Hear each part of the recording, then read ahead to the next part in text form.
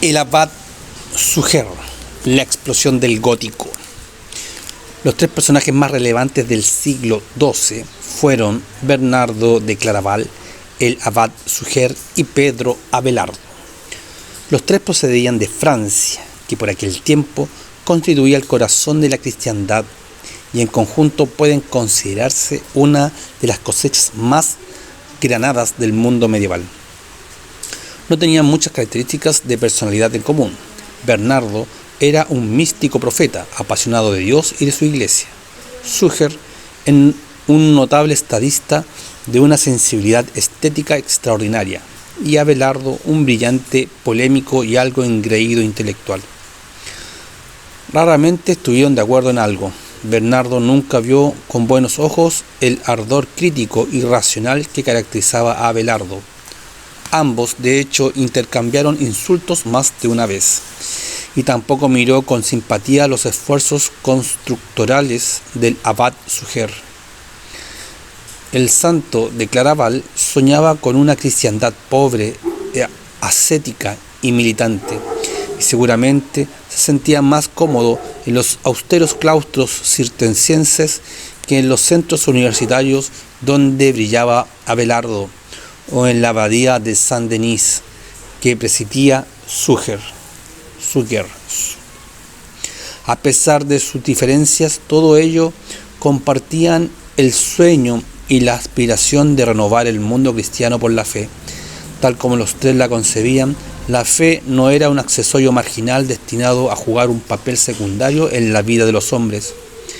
Vivida en plenitud, debía alentar la búsqueda apasionada del bien, de la verdad y de la belleza, y esto significaba que nada podía permanecer ajeno a su influjo, ni la política, ni el arte, ni el pensamiento, ni la piedad, aunque para ello fuera preciso romper las inercias, desterrar los conformismos y salir a buscar nuevos horizontes. Embarcados en esta tarea, cada uno desde su propia perspectiva, tal vez sus distancias y sus polémicas fueron imposibles de evitar. Para comprender el aporte de la abad Suger, es preciso recordar algunas nociones de arquitectura medieval. Con la caída del Imperio, Occidente quedó completamente huérfano de nociones arquitectónicas. El cristianismo recogió del arte romano el plan de las basílicas, pero hubo que esperar un largo tiempo para ver sus resultados. Dejando de lado el renacimiento carolingio, no fue sino hacia el año 1000 cuando comenzaron a surgir iglesias de naves largas y solemnes. El ímpetu constructor parece haber sido notable. Un cronista del tiempo nos cuenta asombrado que el mundo estaba cubriendo de templos, como si repentinamente, después de haber revisado su guardarropa, hubiera hecho el propósito de deshacerse de todo lo antiguo. Efectivamente, se había aprendido a tallar la piedra y a construir los muros. Al ganar en altura, se había desarrollado la técnica de los pilares y, lo más importante, se había vuelto a estudiar la bóveda. Se trataba de los adelantos técnicos necesarios para dar forma al primer impulso constructor del medioevo, el románico. Hasta el siglo XII, las grandes abadías monásticas lideraron el proceso. Cluny dio el ejemplo sin ningún rubor. Su bóveda abacial se elevaba a más de 30 metros de alto y su nave se extendía por más de 100 de largo, más que suficiente para situarlo a la cabeza del movimiento. Con estos precedentes, no es de extrañar que precisamente de sus celdas haya salido el célebre abad. Suger nació de humilde origen en 1081. Muy temprano, antes de los 10 años, entró a la abadía cluniacense de Saint-Denis. Sus notables talentos le abrieron el camino y no tardaron en catapultar su carrera en el estado eclesiástico.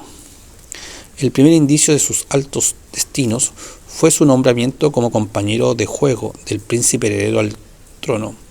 Con el correr de los años, la infantil amistad se transformó en confianza, y cuando en 1108 el joven príncipe ciñó la corona francesa con el nombre de Luis VI, Suger pasó a tomar parte de su consejo. Desde esa posición hizo aportes fundamentales a la corona francesa, enviando a Roma por el soberano. Logró forjar una alianza con el papado que que sería decisivo para oponerse al predominio imperial. Más adelante, con ocasión de la Segunda Cruzada, asumió la regencia del Estado. Durante esos años organizó las finanzas, estableció lazos diplomáticos en toda Europa y consolidó el poder real de los Capeto. No en vano en su época fue llamado el padre de la monarquía francesa. Su gran obra, sin embargo, la realizó dentro de los muros de su convento, del cual llegó a ser abad el año 1123. Saint-Denis no era una abadía entre otras, constituía la iglesia real por excelencia. En ella descansaban los restos de muchos soberanos franceses, merovingios, carolingios y capetos. Su cripta escondía las raíces del reino de Clodoveo, y en una monarquía pujante como la francesa esto importaba mucho. A Saint-Denis iban los reyes a solicitar oraciones y en sus bibliotecas mandaban a redactar las crónicas de sus hazañas. Tutelados por la corona, los monjes se veían colmados de beneficios y el monasterio rezumbaba opulencia. Hacia el año 1127 cayó en manos del abad la Apología, un libro escrito por San Bernardo en el que fustigaba duramente los modos de vida cluniacenses. Fuertemente impresionado por la lectura, Suger se empeñó en reformar el claustro de acuerdo a las sugerencias del abad de Claraval. Desde entonces se suscitó entre ambos una deferente amistad que los acompañó a lo largo de toda su vida. Nada de esto impidió que el célebre abad se dedicara a engrandecer visiblemente su abadía. Suger percibía muy bien el valor simbólico del monasterio que guiaba. Saint-Denis no era un convento entre otros muchos. Era el claustro real de Francia y esto debía expresarse arquitectónicamente. Era preciso que sus torres superasen en altura a todas las demás iglesias, tanto como el rey de Francia superaba en dignidad a sus vasallos. Sus formas debían ponerse a la altura del patrocinio real que gozaba. Los Capeto eran una dinastía con pretensiones. Aunque por aquel tiempo no poseían gran poder, sí aspiraban a tenerlo. A mucha distancia había quedado los últimos reyes carolingios, que junto con su poder habían perdido también su dignidad. Como aquel Carlos el Simple, que inició en el siglo X, había ofrecido su hija a un líder vikingo, junto con la brillante dote de Normandía, una prenda de paz con la que perdería algo más que un valioso territorio. Se suponía que en la ceremonia oficial el nuevo yerno debía besar el pie del rey, pero se negó con palabras destempladas. Ante la insistencia de los francos, el vikingo ordenó a uno de sus soldados que lo hiciera en su lugar. El leal vasalla aferró a la pierna del rey, la levantó con brusquedad y alcanzó a darle un beso justo antes de que el monarca cayera estrepitosamente de espalda, causando la risa de toda la corte. Esas eran anécdotas del pasado. Ahora la corona francesa estaba en otras manos, y los Capeto, tanto como Suger, pretendían que también las artes lo reflejaran. En este punto los criterios del abad diferían bastante de los de San Bernardo. Los cistercienses abominaban el lujo y cualquier adorno prescindible les parecía inmoral derroche. El abad de Claraval había escrito páginas de fuego contra los monasterios cluniacenses por el boato de sus templos. A guisa de candelabros vemos elevarse verdaderos árboles de velas de gran peso, trabajados con un arte maravilloso y que no brillan menos por la pedrería que llevan que por los cirios que sostienen. ¿Qué pensáis que se busca? ¿La compunción del penitente o la admiración del espectador? No se trataba de que el arte no fuera importante entre los monjes francos, lo era, pero a su manera. Tal como su espiritualidad, las abadías del Cister eran sobrias y desnudas, de líneas rectas y formas duras. Las vidrieras eran monocromas y la decoración debía evitar toda forma y figura prescindible. De este modo su arquitectura expresaba la misma templada austeridad a la que aspiraba su ideal monástico. Suger, sin embargo, no obedecía a esta tradición. Su concepto de la vida monástica no no implicaba ninguna renuncia, por el contrario, a su juicio, las riquezas debían irradiar la gloria de Dios y ponerse a su servicio.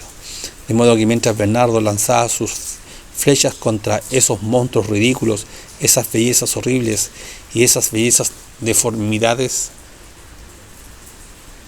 Suger se defendía sin ambajes. Que cada uno siga su propia opinión.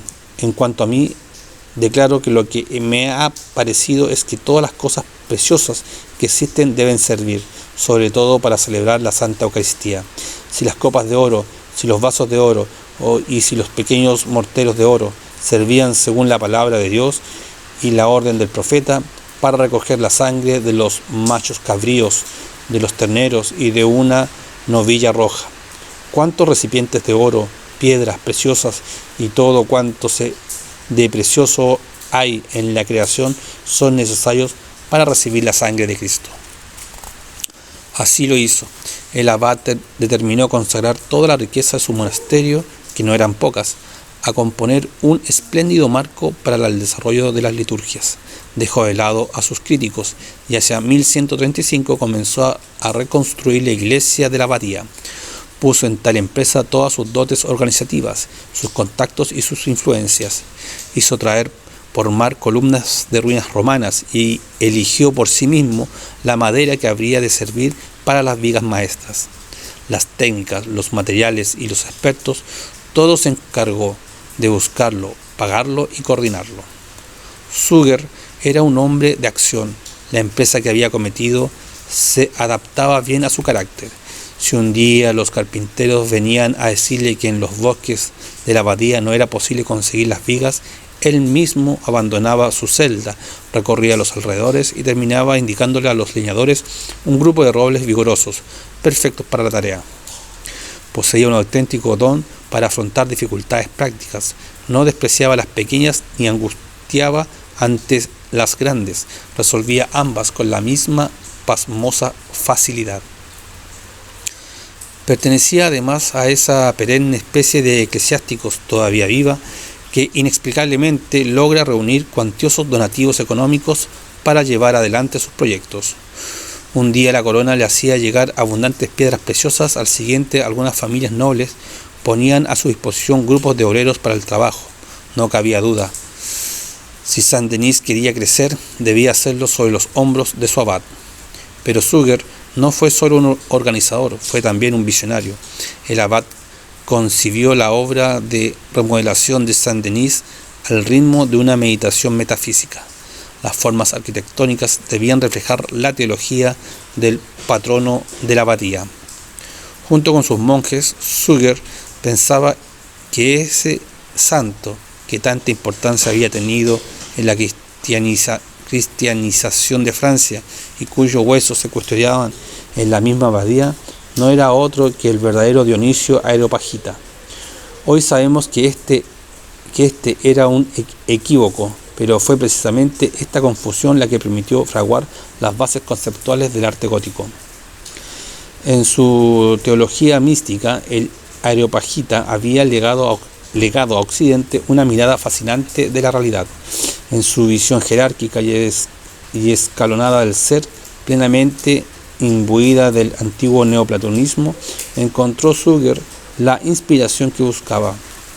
Según Dionisio, Dios era luz increada y creadora, de la cual participaban según su rango y jerarquía todas las criaturas. Desde este primer origen, el universo no era más que una corriente luminosa que descendía en cascada por los diversos niveles de la realidad. La luz que brotaba de Dios se comunicaba a los distintos seres, cada uno de los cuales recibía y transmitía la iluminación divina de acuerdo a su rango y medida, es decir, en conformidad al lugar que ocupaba en la escala de las cosas. De este modo, todos los niveles del ser se encontraban hermandados por la luz que desde su primera fuente irrigaba el universo. El descenso luminoso que partía de Dios, comunicándose ordenada y gradualmente a las criaturas, se complementaba en un movimiento inverso de ascensión.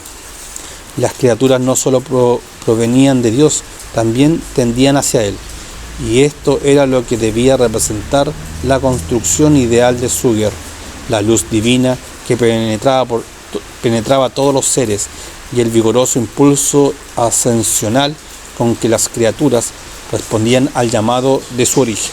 La obra, por lo tanto, debía acoger sin miedo la luminosidad, dejando entrar a raudales al Dios de las luces, y al mismo tiempo debían elevarse, graficando plásticamente el impulso del que había hablado Dionisio. Nada debía coartar su voluntad de ascensión. Era preciso que la abadía se sumergiera en las honduras del cielo, que estirara sus formas, que alargara los arcos, fiel al llamado de lo alto. Saint-Denis debía elevarse como si sus piedras se hubieran despojado de su peso natural, como si nada fuera capaz de detenerla en su camino a la trascendencia. La única pregunta era cómo lograr esta doble revolución de luz y altura.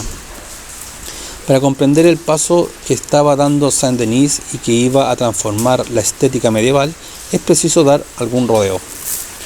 A mediados del siglo XI, las pequeñas iglesias de otros tiempos habían comenzado a crecer.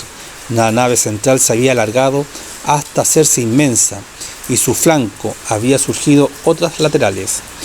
Con el crucero, es decir, la nave transversal, el conjunto había asumido la forma de una cruz. Las torres y los campanarios se habían fundido con la iglesia y la fachada había comenzado a adquirir una solemnidad insospechada. Pero el ímpetu y la audacia no bastaba para hacer crecer la construcción. Para ello era preciso resolver ciertos dilemas técnicos, el principal de los cuales se encontraba en la techumbre. Hasta el momento, el modo más simple de cubrir la nave era utilizar un sistema de vigas que se ponían sobre ambos muros para elevar sobre ellas el techo. Se trataba de un proceso sencillo pero limitante, no solo porque la madera estaba siempre amenazada por el fuego, sino porque al ensanchar la nave el sistema quedaba obsoleto. Las vigas no podían alargarse demasiado, eran incapaces de sostener la audacia creativa de los constructores. Existía otra forma conocida para resolver el problema, la bóveda de piedra, que ya había sido utilizada con frecuencia por los antiguos romanos. En ella se ajustaban las piedras de modo que, una vez quitando el andamiaje, se mantuvieran fijas por su propio peso. La más usada entre los constructores fue la bóveda de cañón, que a pesar de ser bastante costosa, se acomodaba bien a las nuevas necesidades. Hacia ella se orientaron los maestros del románico durante los siglos XI y XII. Con todo, el sistema arrastraba un problema. El amontonamiento de piedras de la bóveda pesaba tanto que tendía a separar los muros del edificio. La única solución era engrosarlos, lo suficiente para soportar la carga. Como se comprenderá, el espesor de los muros debía ser grande, y si se quería abrir una ventana, era preciso hacerlo con extrema cautela, no fuera que el muro entero terminara cediendo ante el peso de la techumbre. Sobre estos supuestos, el románico había expresado arquitectónicamente la sensibilidad monástica, a la que de hecho estuvo siempre ligado. Al entrar a una iglesia construida de acuerdo a esos lineamientos, el fiel penetraba en una dimensión sobrenatural que se le hacía palpable de inmediato. Introducirse en la penumbra de sus naves era como entrar en el interior del propio corazón y refugiarse como un monje en el ámbito de lo sagrado, separado, distinto y superior al mundo habitual de lo profano. El románico era, pues, un estilo oscuro y horizontal. Poca luz penetraba por sus muros, y aunque el conjunto transmitía una innegable sensación de firmeza y solidez, podía también ser pesado e incluso opresivo. Inspirado en la mirada teológica de Dionisio, Suger alimentaba una visión completamente distinta.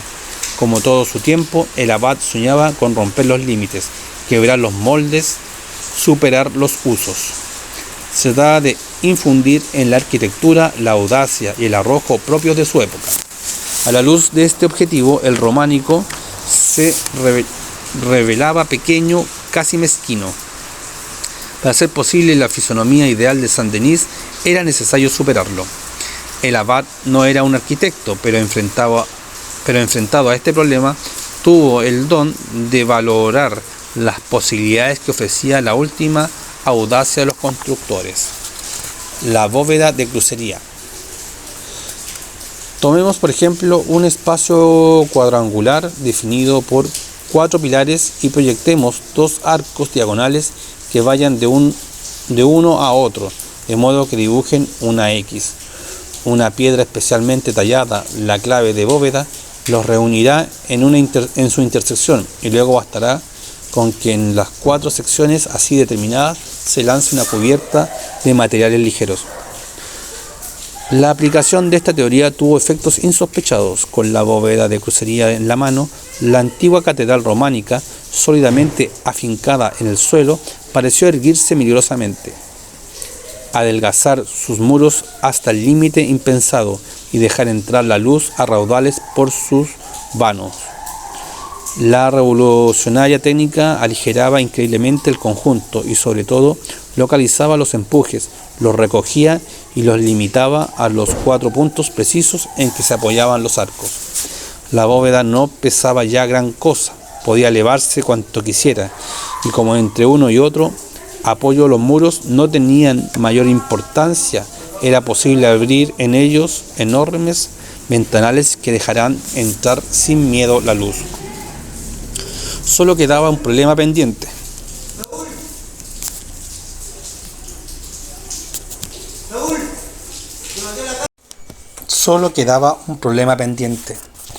Que los 4 pilares fuesen lo suficientemente sólidos para soportar la presión del techo, pero se resolvió acudiendo a un sencillo apuntalamiento. Las grandes catedrales góticas desplazaron con elegancia el empuje de la crucería a través de los arbotantes hasta los contrafuertes, unos pilares tan profundamente hundidos en el suelo que desvanecían por completo el peligro de derrumbe. Con este procedimiento era posible conseguir luz y altura tal como Suger lo había soñado. Era lo que el espíritu ávido y temerario del tiempo requería. Gracias a él, los techos se elevaron a las naves y las naves se alargaron. Estaba naciendo el estilo más representativo de la Edad Media, el gótico. La revolución que esto trajo a la arquitectura no es fácil de valorar. Digamos solamente que ni siquiera el pueblo constructor por excelencia, el romano, había jamás soñado con elevarse a esa altura. De hecho, las dimensiones que alcanzó el gótico no fueron superadas sino hasta el siglo XIX, cuando los constructores comenzaron a usar el acero. Suger comenzó haciendo sus trabajos en los 2 extremos de la abadía, el pórtico y el coro. No tuvo tiempo de unirlos con la nave que hubiera sido necesaria, pero al menos antes de morir dejó asentada su estructura. El Saint-Denis de Suger, inaugurado en el 1144, se convirtió pronto en un modelo. Fue una de esas raras innovaciones artísticas de que los contemporáneos toman conciencia prácticamente de inmediato. Con su precedente, los obispos desplazaron a los monjes y pasaron a liderar los esfuerzos constructores. Todo ello pusieron su nombre y su influencia, su energía y sus recursos para sacar adelante la catedral de su sede. El ímpetu sacudió en poco tiempo a toda Europa. París, Amiens, Chartres, Salisbury, Salamanca, Segovia, Burgos, Friburgo, Ratisbona, Praga. Nadie quiso quedarse atrás. En honor a la verdad, sus obras gozaron de inmediato de grandes apoyos, como se había hecho evidente en Saint-Denis.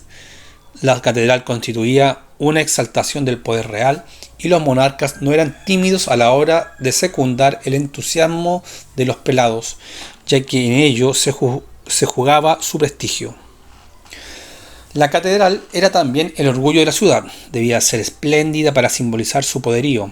En ella se realizaban reuniones civiles y los hombres de negocio la consideraban como algo propio. Cuando las comunas inventaron sus emblemas, ninguno les pareció mejor que el de la catedral dominando la ciudad, símbolo conjunto de fe religiosa y pujanza económica. Las catedrales constituyeron una tarea eminentemente colectiva. Podía haber grandes genios, como el mismo Suger, debajo de sus cimientos, pero sus obras hubieran visto la luz con dificultad sin ese ejército de colaboradores anónimos que las sustentaba y apoyaba. En lo que se refiere a los constructores, el anonimato era característico, ya que en aquel tiempo no había arquitectos ni artistas, no existían divos promoviendo sus méritos ni renombradas individualidades buscando la inmortalidad de la fama. Los artistas no sufrían por ser originales, simplemente dedicaban sus esfuerzos a crear obras capaces de hablar a sus contemporáneos. Las grandes mentes detrás de las catedrales se llamaban maestros de albañiles. Eran hombres de cultura bastante extensa, talentosos, creativos y muy viajados. Debían tener nociones más que medianas de matemática, geometría y trigonometría. Iba prestando sus servicios de ciudad en ciudad, llevando consigo los adelantos y la experiencia de anteriores construcciones. Hacían discípulos, los iniciaban primero en la talla y el acondicionamiento de las piedras para después introducirlos en los difíciles cálculos de las bóvedas y los muros. Más allá de estos entendidos, la catedral era una obra social en un sentido aún más amplio. Era todo la ciudad la que participaba en sus trabajos, ayudando a financiar, alimentar y alojar a los albañiles.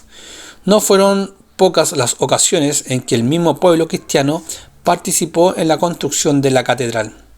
Baste con una escena tomada de una carta de Aymon, abad de Saint-Pierre-du-Bas, narrando la construcción de Nuestra Señora de Chartres, para ejemplificarlo.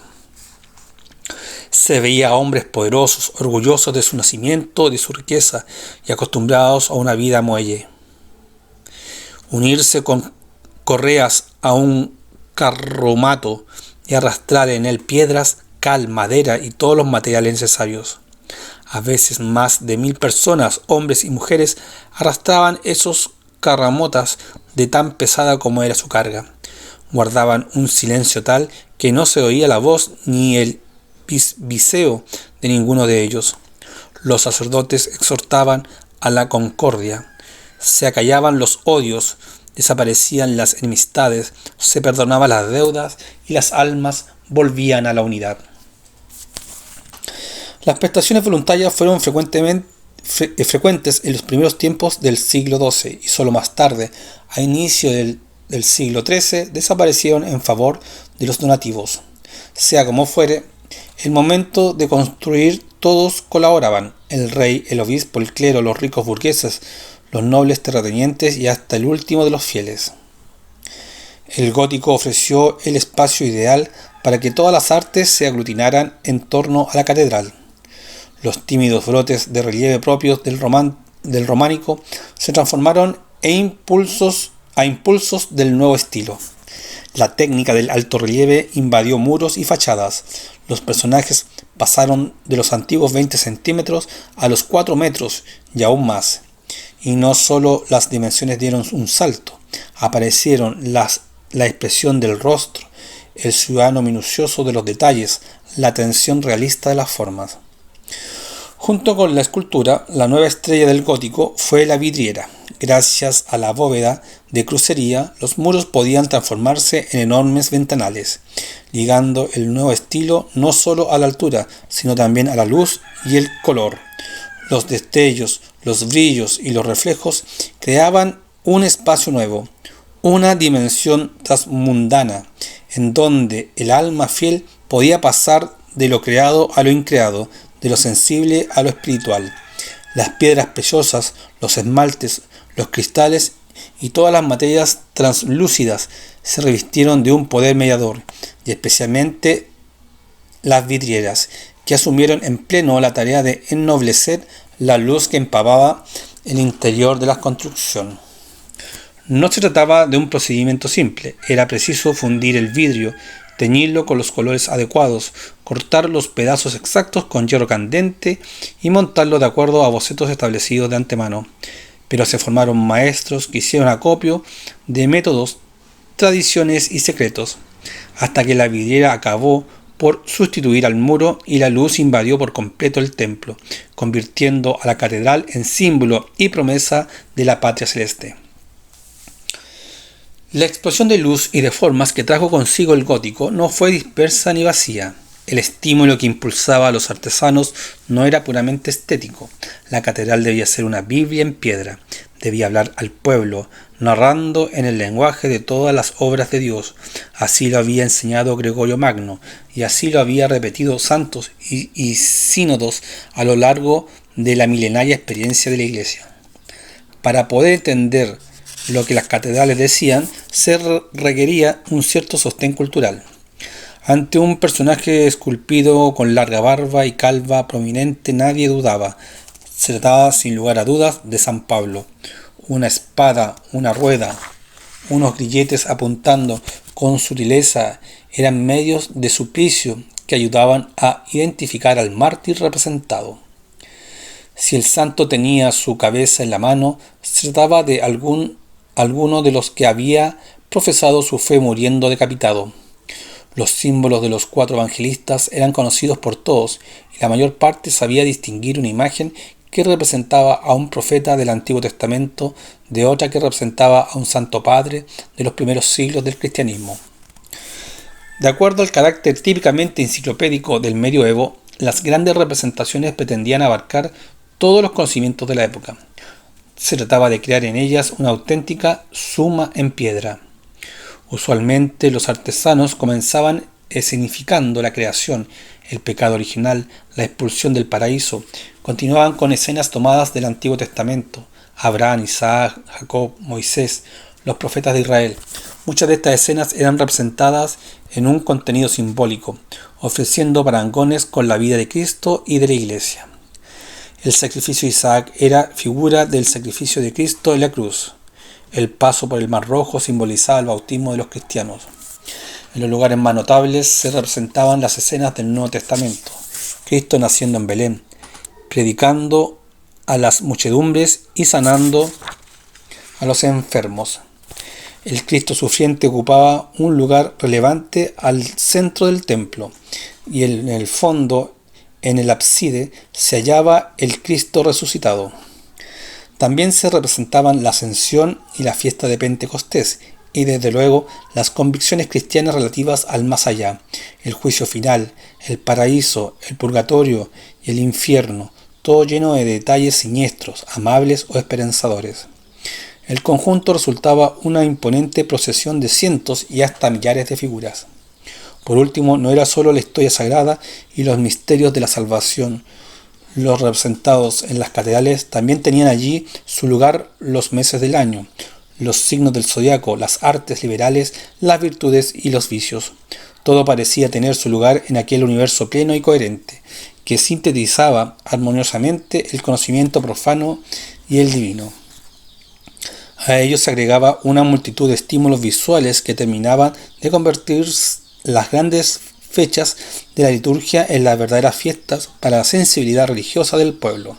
Finos mobiliarios, ricos vestuarios litúrgicos, orfebrerías, tapices, reliquias y especialmente las melodías del canto gregoriano, que sumergían a los fieles en la más profunda y sacral de las atmósferas. Como ya se dijo, los méritos del abad de Surger no se agotaron en el ámbito estético. Fue también uno de los estadistas más notables que produjo la Francia del siglo XII. Luis VI distinguió con su amistad y Luis VII, su hijo, incluso confió en sus manos las riendas del gobierno cuando partió para la Segunda Cruzada. El abad fue también un destacado historiador de su época. Escribió biografías de los 2 reyes a los que acompañó a lo largo de sus reinados, y sus obras constituyen fuente importante para la historia de ese periodo. Con un buen genio, Suger era altamente vanidoso. En los versículos que usó para cubrir los muros de Saint-Denis se dio la maña de poner con frecuencia su nombre, y no dudó en esparcir por toda la abadía retratos de sí mismo, eligiendo en persona los lugares estratégicos que aseguraban su conocimiento a la posteridad. Suger murió cristianamente el año 1151. Durante su agonía pidió humildemente disculpas por todos sus yerros a la comunidad de monjes a la que pertenecía. Lo cierto es que no fue de este mundo no se fue de este mundo con las manos vacías, ya que durante su vida fue capaz de infundir un brío extraordinario en la corona francesa y de impulsar a Occidente a uno de sus más lúcidos momentos de creación artística.